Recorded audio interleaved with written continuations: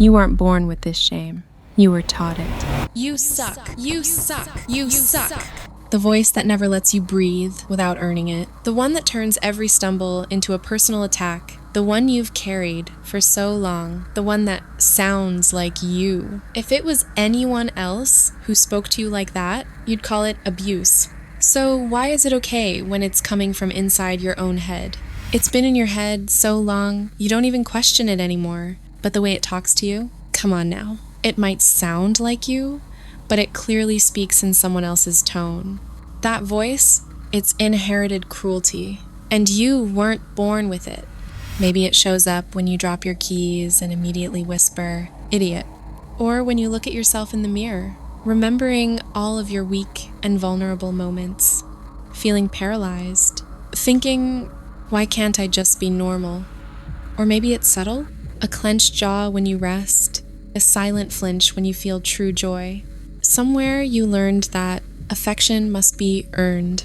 Mistakes make you unlovable. And softness, it makes you weak. This narrative, this voice, it's not just self-talk. It's self-surveillance. You didn't just wake up one day and choose to speak to yourself this way. You absorbed it. Slowly, repeatedly, quietly.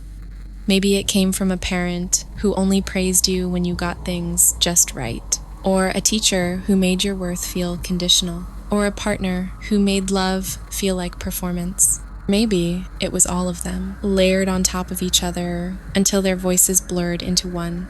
But the bottom line is this: it came from survival.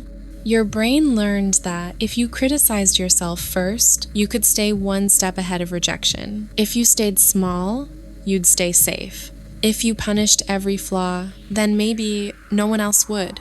Don't get me wrong, we're not sadists.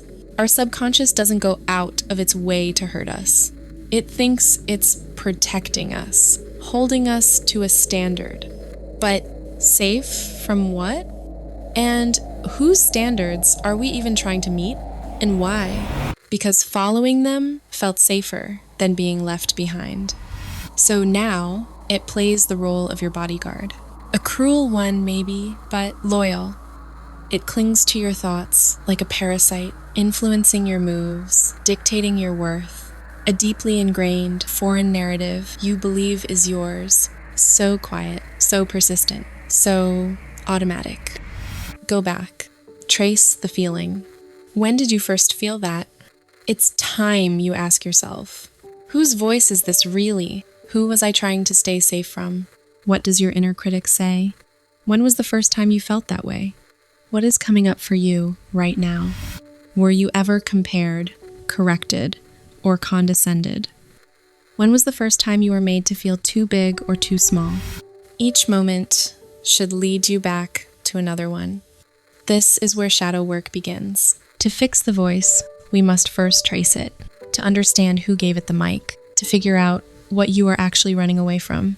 Shame, rejection, the terror of being seen and misunderstood.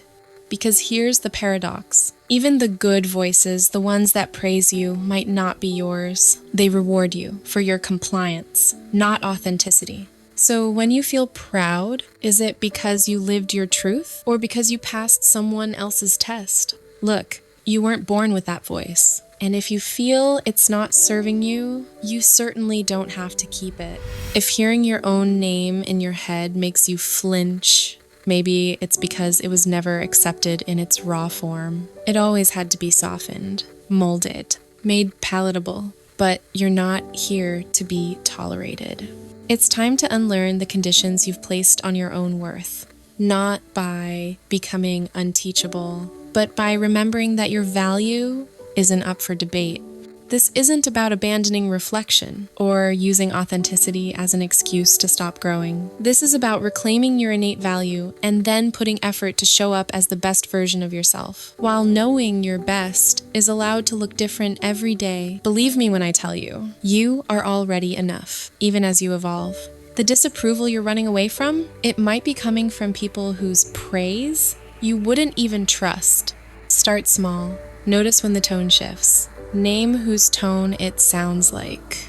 Interrupt the loop with curiosity, not cruelty. You weren't born with this shame.